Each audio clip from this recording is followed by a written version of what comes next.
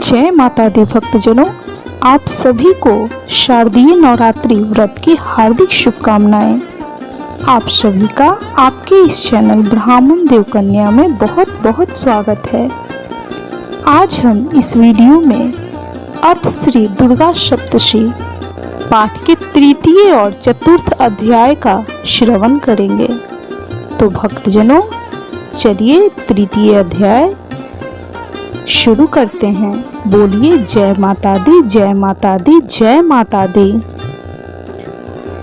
जगदम्बा के श्री अंगों की कांति उदय काल के सहस्त्रों सूर्यों के समान है। वे लाल रंग की रेशमी साड़ी पहने हुए हैं। उनके गले में मुंडमाला शोभा पा रही है। दोनों स्तनों पर रक्त चंदन का लेप लगा है। वे अपने कर कमलों में जप मालिका, विद्या और अभय तथा वर नामक मुद्राएं धारण किए हुए हैं। तीन नेत्रों से सुशोभित मुखारविंद की बड़ी शोभा हो रही है। उनके मस्तक पर चंद्रमा के साथ ही रत्नमय मुकुट बंधा है तथा वे कमल के आसन पर विराजमान हैं। ऐसी देवी को मैं भक्ति पूर्वक प्रणाम करता हूँ। ऋषि कहते हैं, दैत्यों की सेना को इस प्रकार तहस नहस होते देख महादैत्य सेनापति चिक्षुर क्रोध में भरकर अंबिका देवी से युद्ध करने के लिए आगे बढ़ा। वह असुर रणभूमि में देवी के ऊपर इस प्रकार बाणों की वर्षा करने लगा जैसे बादल मेरुगिरी के शिखर पर पानी की धार बरसा रहा हो। तब देवी ने अपने बाणों से उसके बाण समूह को अनायास ही काटकर उसके घोड़ों और सारथियों को भी मार डाला। साथ ही उसके धनुष तथा अत्यंत ऊंची ध्वजा को भी तत्काल काट गिराया। धनुष कट जाने पर उसके अंगों को अपने बाणों से बिध डाला। धनुष, रथ, घोड़े और सारथी के नष्ट हो जाने पर वह असुर ढाल और तलवार लेकर देवी की ओर दौड़ा। उसने तीखी धार वाली तलवार से सिंह के मस्तक पर चोट करके देवी की भी बाईं भुजा में बड़ी वेग से प्रहार किया। राजन, देवी की बाह पर पहुंचते ही वह तलवार टूट गई। फिर तो क्रोध से लाल आंखें करके उस राक्षस ने शूल हाथ में लिया और उसे वह महादैत्य ने भगवती भद्रकाली के ऊपर चलाया। वह शूल आकाश से गिरते हुए सूर्य मंडल की भांति अपने तेज से प्रज्वलित हो उठा। उस शूल को अपनी ओर आते देख देवी ने भी शूल का प्रहार किया। उससे राक्षस के शूल के सैकड़ों टुकड़े हो गए। साथ ही महादैत्य चिक्षुर की भी धज्जियां उड़ गई। वह प्राणों से हाथ धो बैठा। महिषासुर के सेनापति उस महापराक्रमी चिक्षुर के मारे जाने पर देवताओं को पीड़ा देने वाला चामर हाथी पर चढ़कर आया। उसने भी देवी के ऊपर शक्ति प्रहार किया, किंतु जगदम्बा ने उसे अपने हुंकार से ही आहत एवं निष्प्रभ करके तत्काल पृथ्वी पर गिरा दिया। शक्ति टूटकर गिरी हुई देख चामर को बड़ा क्रोध हुआ। अब उसने शूल चलाया, किंतु देवी ने उसे भी अपने बाणों द्वारा काट डाला। इतने में ही देवी का सिंह उछलकर हाथी के मस्तक पर चढ़ बैठा और उस दैत्य के साथ खूब जोर लगाकर बाहु युद्ध करने लगा। वे दोनों लड़ते लड़ते हाथी से पृथ्वी पर आ गए और अत्यंत क्रोध में भरकर एक दूसरे पर बड़े भयंकर प्रहार करते हुए लड़ने लगे। तदंतर सिंह बड़े वेग से आकाश की ओर उछला और उधर से गिरते समय उसने पंजों की मार से चामड़ का सिर धड़ से अलग कर दिया। इसी प्रकार उदग्र भी शिला और वृक्ष आदि की मार खाकर रणभूमि में देवी के हाथ से मारा गया तथा कराल भी दांतों, मुक्कों और थप्पड़ों की चोट से धराशायी हो गया। क्रोध में भरी हुई देवी ने गदा की चोट से उद्यत का कचूमर निकाल डाला। भिंदीपाल से वाष्कल को तथा बाणों से ताम्र और अंधक को मौत के घाट उतार दिया। 3 नेत्रों वाली परमेश्वरी ने त्रिशूल से उग्राशय, उग्रवीर्य तथा महाहनु नामक दैत्यों को मार डाला। तलवार की चोट से विडाल के मस्तक को धड़ से काट गिराया। दुर्धर और दुर्मुख इन दोनों को भी अपने बाणों से यमलोक भेज दिया। इस प्रकार अपनी सेना का संहार होता देख महिषासुर ने भैंसे का रूप धारण करके देवी के गणों को त्रास देना आरंभ किया।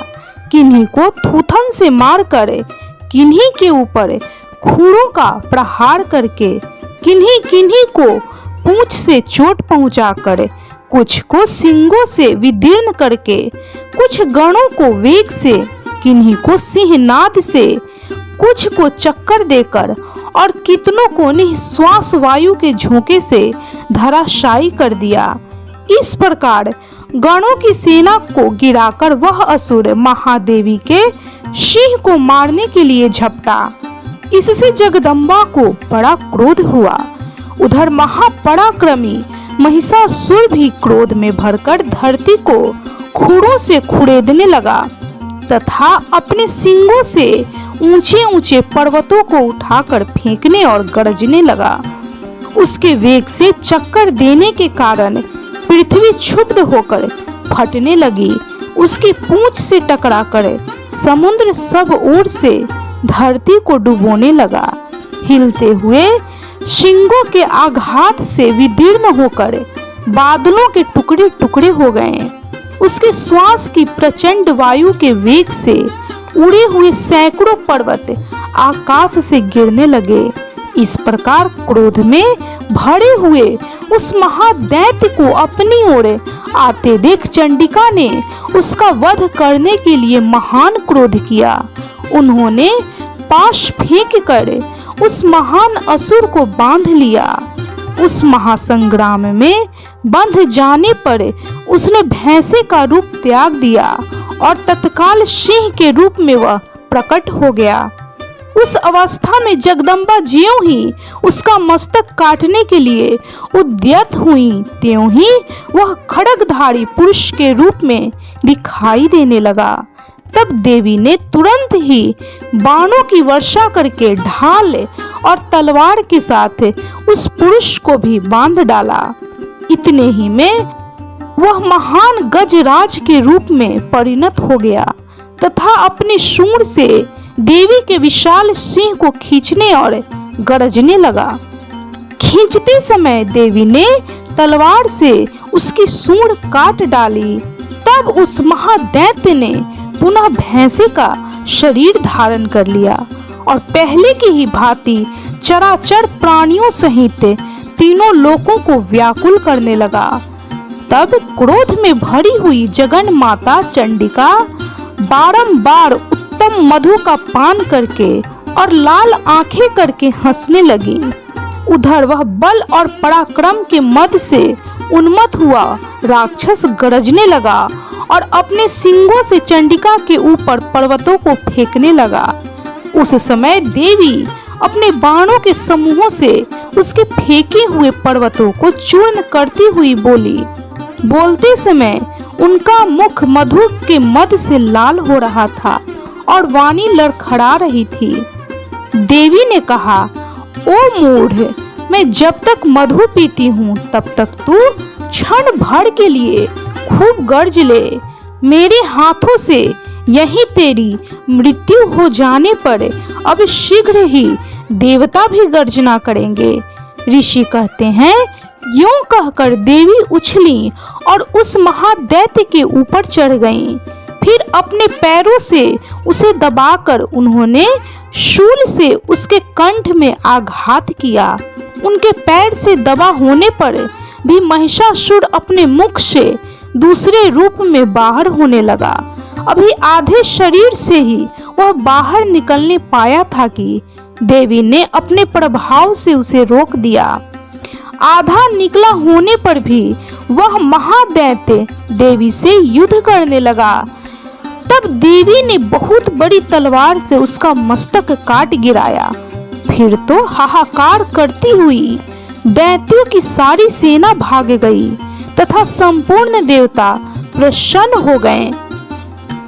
देवताओं ने दिव्य महर्षियों के साथ दुर्गा देवी का स्तवन किया। गंधर्वराज गाने लगे तथा अप्सराएं नृत्य करने लगीं। इस प्रकार श्री मार्कंडेय पुराण में सावर्णिक मनवंतर की कथा के अंतर्गत देवी महात्म्य में महिषासुर वध नामक तीसरा अध्याय संपूर्ण हुआ। तो बोलिए माँ जगदम्बा की जय, देवी परमेश्वरी की जय, माँ दुर्गा की जय, माँ भगवती की जय। भक्तजनों, तृतीय अध्याय संपूर्ण हुआ। अब इसी वीडियो में हम चतुर्थ अध्याय का भी श्रवण करेंगे। तो बोलिए जय माता दी, जय माता दी, जय माता दी। सिद्धि की इच्छा रखने वाले पुरुष जिनकी सेवा करते हैं तथा देवता जिन्हें सब ओर से घेरे रहते हैं, उन जया नाम वाली दुर्गा देवी का ध्यान करें। उनके श्री अंगों की आभा काले मेघ के समान श्याम है। वे अपने कटाक्षों से शत्रु समूह को भय प्रदान करती हैं। उनके मस्तक पर आबद्ध चंद्रमा की रेखा शोभा पाती है। वे अपने हाथों में शंख, चक्र, कृपाण और त्रिशूल धारण करती हैं। उनके 3 नेत्र हैं। वे सिंह के कंधे पर चढ़ी हुई हैं और अपने तेज से तीनों लोकों को परिपूर्ण कर रही हैं। ऋषि कहते हैं अत्यंत पराक्रमी दुरात्मा महिषासुर तथा उसकी दैत्य सेना के देवी के हाथ से मारे जाने पर इंद्र आदि देवता गर्दन तथा कंधे झुकाकर उन भगवती दुर्गा का उत्तम वचनों द्वारा स्तवन करने लगे। उस समय उनके सुंदर अंगों में अत्यंत हर्ष के कारण रोमांच हो आया था। देवता बोले, संपूर्ण देवताओं की शक्ति का समुदाय ही जिनका स्वरूप है तथा जिन देवी ने अपनी शक्ति से संपूर्ण जगत को व्याप्त कर रखा है, समस्त देवताओं और महर्षियों की पूजनीय उन जगदम्बा को हम भक्ति पूर्वक नमस्कार करते हैं। वे हम लोगों का कल्याण करें। जिनके अनुपम प्रभाव और बल का वर्णन करने में भगवान शेषनाग, ब्रह्मा जी तथा महादेव जी भी समर्थ नहीं हैं। वे भगवती चंडिका संपूर्ण जगत का पालन एवं अशुभ भय का नाश करने का विचार करें। जो पुण्यात्माओं के घरों में स्वयं ही लक्ष्मी रूप से, पापियों के यहाँ दरिद्रता रूप से, शुद्ध अंतःकरण करने वाले पुरुषों के हृदय में बुद्धि रूप से, सत्पुरुषों में श्रद्धा रूप से तथा कुलीन मनुष्यों में लज्जा रूप से निवास करती हैं, उन आप भगवती दुर्गा को हम नमस्कार करते हैं। हे देवी, आप संपूर्ण विश्व का पालन कीजिए। हे देवी, आपके इस अचिंत्य रूप का, असुरों का नाश करने वाले भारी पराक्रम का तथा समस्त देवताओं और दैत्यों के समक्ष युद्ध में प्रकट किए हुए आपके अद्भुत चरित्रों को हम किस प्रकार वर्णन करें। आप संपूर्ण जगत की उत्पत्ति में कारण हैं। आप में सत्व गुण, रजोगुण और तमोगुण, ये तीनों गुण मौजूद हैं, तो भी दोषों के साथ आपका संसर्ग नहीं जान पड़ता। भगवान श्री हरि विष्णु और महादेव जी आदि देवता भी आपका पार नहीं पाते। आप ही सबका आश्रय हैं। यह समस्त जगत आपका अंशभूत है, क्योंकि आप सबकी आदिभूत अव्याकृता परा प्रकृति हैं। देवी संपूर्ण यज्ञों में जिसके उच्चारण से सब देवता तृप्ति करते हैं वह स्वाहा आप ही हैं, क्योंकि आप सबकी आदिभूत अव्याकृता परा प्रकृति हैं। देवी संपूर्ण यज्ञों में जिसके उच्चारण से सब देवता तृप्ति लाभ करते हैं वह स्वाहा आप ही हैं। इसके अतिरिक्त आप पितरों की भी तृप्ति का कारण हैं, अतएव सब लोग आपको स्वधा भी कहते हैं। हे देवी, जो मोक्ष की प्राप्ति का साधन है, अचिंत्य महाव्रत स्वरूपा हैं, समस्त दोषों से रहित जितेंद्रिय तत्व को ही सार वस्तु मानने वाले तथा मोक्ष की अभिलाषा रखने वाले मुनिजन जिसका अभ्यास करते हैं वह भगवती परा विद्या आप ही हैं। आप शब्द स्वरूपा हैं, अत्यंत निर्मल ऋग्वेद यजुर्वेद तथा उद्गीत के मनोहर पदों के पाठ से युक्त साम वेद का भी आधार आप ही हैं। आप देवी त्रयी तीनों वेद और भगवती 6 ऐश्वर्यों से युक्त हैं।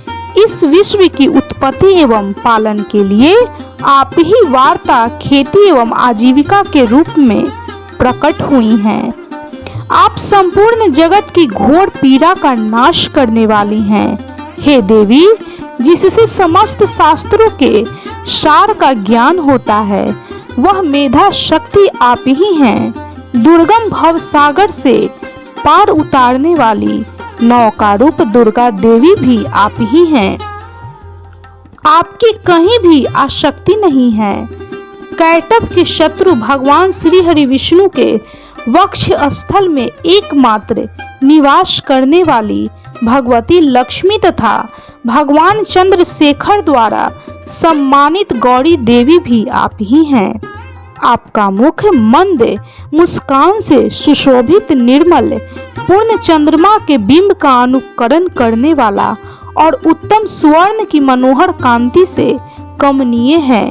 तो भी उसे देखकर महिषासुर को क्रोध हुआ और सहसा उसने उस पर प्रहार कर दिया। यह बड़े आश्चर्य की बात है।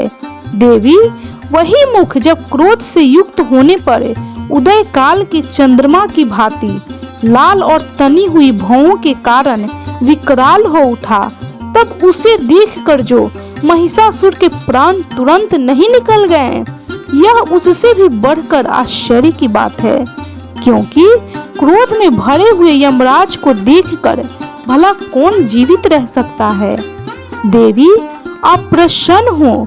परमात्मा स्वरूपा आपके प्रसन्न होने पर जगत का अभ्युदय होता है और क्रोध में भर जाने पर आप तत्काल ही कितने कुलों का सर्वनाश कर डालती हैं।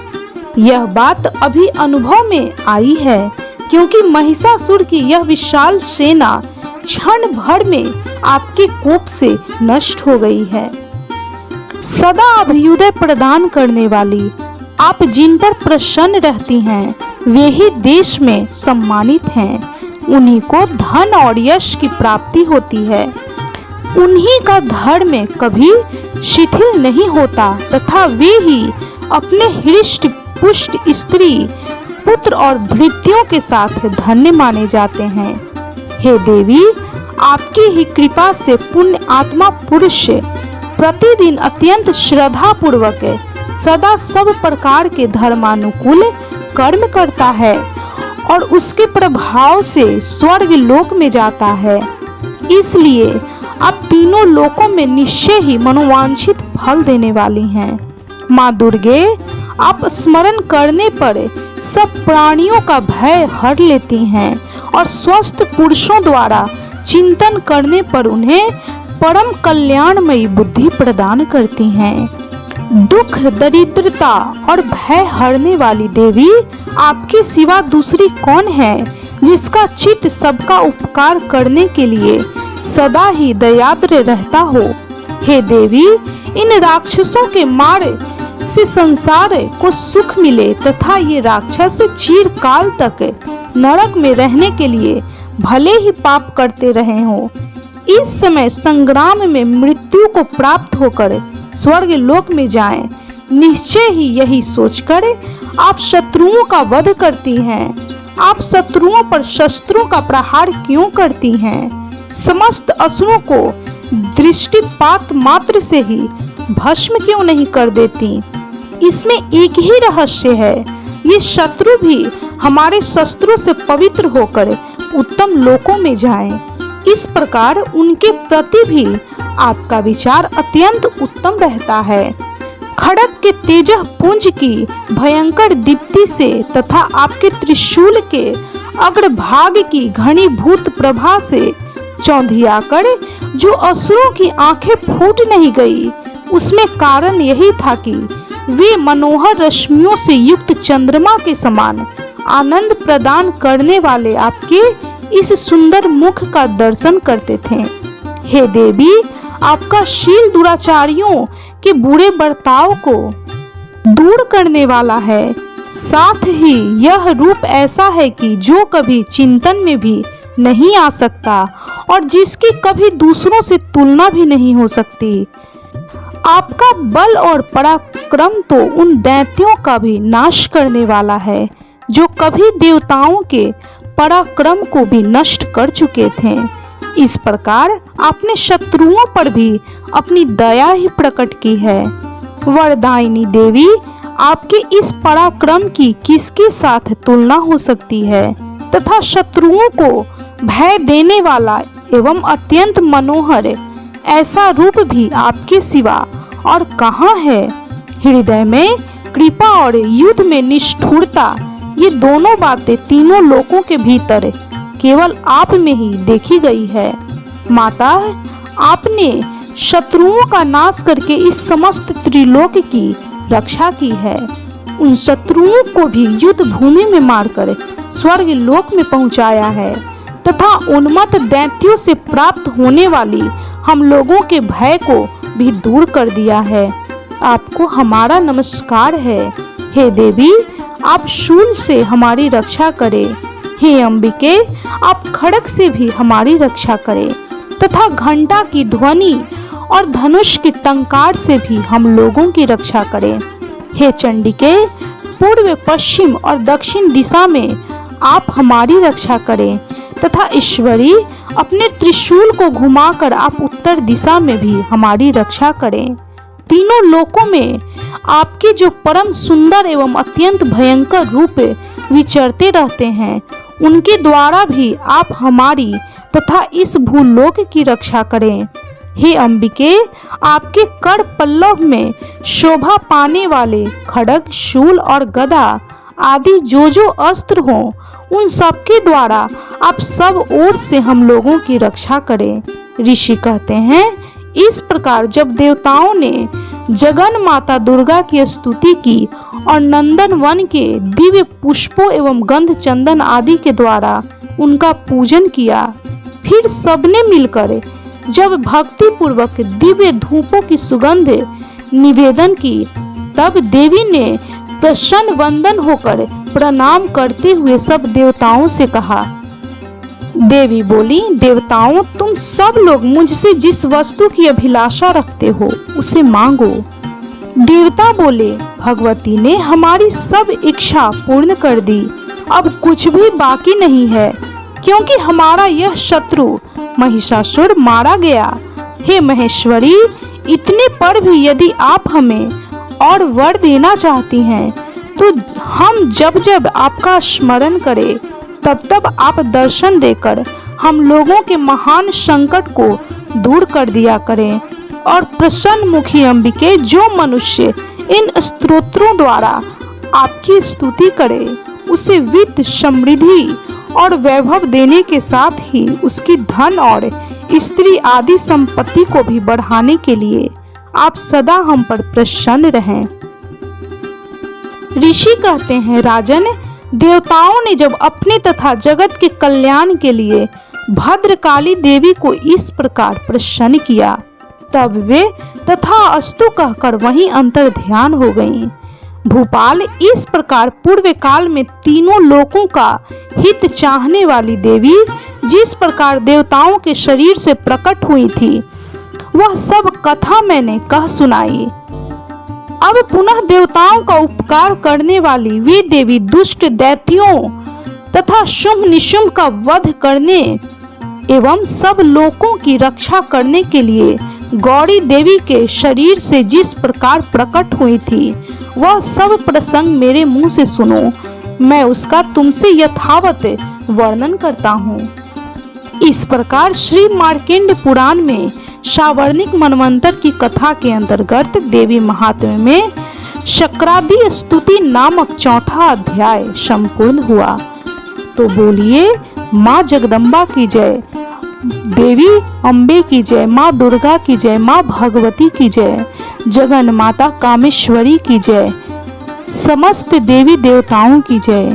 भक्तजनों, बंधुजनों, इस वीडियो में हमने तृतीय और चतुर्थ अध्याय का श्रवण किया है।